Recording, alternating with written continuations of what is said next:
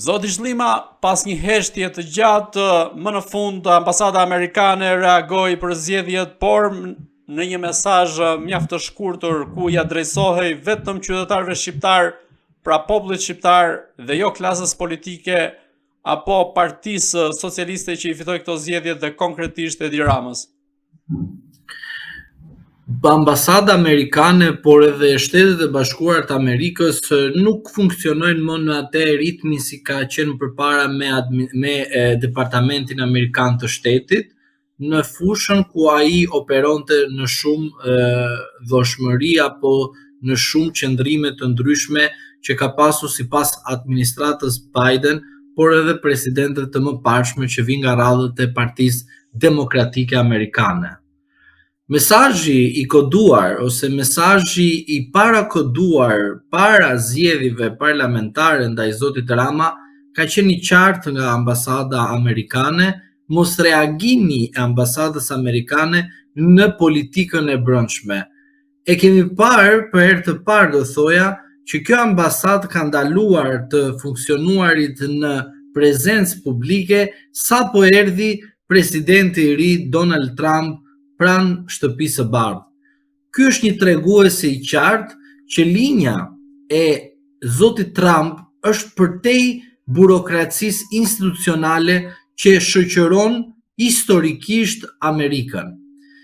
Sot, në datën 1/6/2025, dua të ju sjell në vëmendje deklaratën e zëdhënëses së Departamentit Amerikan të Shtetit me datën 29/5/2025, ku ajo thot që pasi erdhëm në pushtet, ne po riorganizojmë Departamentin Amerikan të Shtetit, që do të thot Departamenti Amerikan i Shtetit nuk ka më asnjë ngjashmëri me departamentin ku u komandonte nga zoti Biden, që do të thot linja Trump që dërgon mesazh nëpërmjet ambasadës amerikane në Tiranë, zotit Rama, po jo vetëm, sepse mesazhet janë edhe për shtetet të tjera, të cilët zoti Trump i thot shtetet sorosiane dhe jo shtetet me sovranitet, se në rast se do të vini re në deklaratat që bëhen vazhdimisht,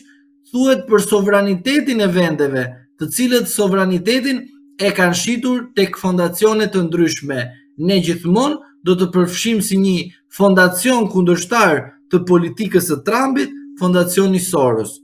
Pra, duke e konkluduar këtë dhe duke dhënë mesazhin e qartë, është që linja Trump po reformon dhe po ndryshon qasjen e Departamentit Amerikan në Shtetit me shtetet e tjera, sepse është kuptuar qartazi korrupsioni që ka ndodhur të funksionarët e Departamentit Amerikan të Shtetit. Pra do të thotë, mesazhet nuk janë vetëm për politikën shqiptare, janë përtej politikës shqiptare, po përfshin pikërisht politikën shqiptare dhe zgjedhjet parlamentare të cilët ne kaluam.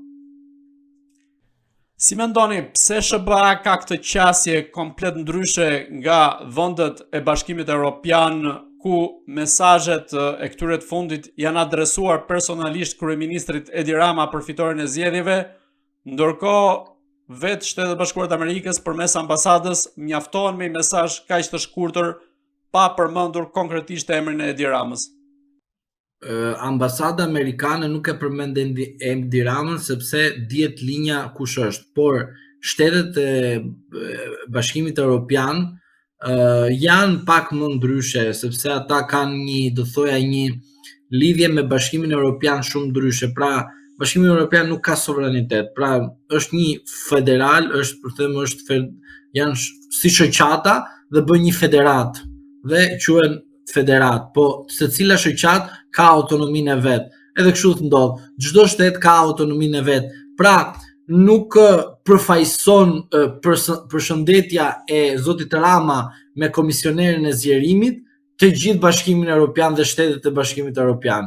Komisionerja thjesht e bën për anë formale. Komisionerja e zgjerimit e di shumë mirë pse bën këtë gjë. Sepse thot, unë Ramën nuk e marr dot në Bashkimin Evropian, se dua të marr gjithë Shqipërinë. Në rast se do marr gjithë Shqipërinë, më duhet edhe opozita. Në rast se kam një opozit kundër, normalisht edhe populli do të jetë reflektues ndaj Bashkimit Evropian, sepse Bashkimi Evropian nuk është të drejtash apo përfitim të drejtash, është detyrimesh. Dhe detyrime nga mjesi deri në darkë, derisa më shumë se sa është aktualisht. Pra populli do paguaj sepse na pëlqen të lucidohemi. Edhe kur lahesh, paguan faturën e ujit. Kështu është e vërteta. Pra do të thotë që çdo gjë ka edhe një faturë. Kjo faturë normalisht do t'i faturohet qytetarëve shqiptar. A vjen Rama e bën këtë, a vjen UFO e bën këtë, a vjen një klandestine dhe na fut në BE, nuk ka rëndësi. Rëndësi është që fatura do vijë dhe do shënohen aty shifrat. Pra do të thotë që përshëndetjet dhe salutimet normalisht do ndodhi. Pra do të thotë erdhi Zoti Costa. Zoti Costa është presidenti. Zoti Costa humbi në Portugali partia e tij socialiste dhe morën partia Partitë e Djathta morën pushtetin. Zonja Ursula von der Leyen është ajo tha që po Shqipëria përpara dhe kështu. Zoti Macron i cili me sa duket Zoti Trump i tha mbyll derën edhe kujdes kur hapet dera se mund të ndodhë një gjë e papritur. Edhe tani të presësh nga ai thot për integrimin edhe për dhunën në familje, unë herës tjetër kur të vi në Shqipëri do të çoj do një mesazh dhe them të lutem na fol për dhunën në familje në Shqipëri dhe në raport me Francën.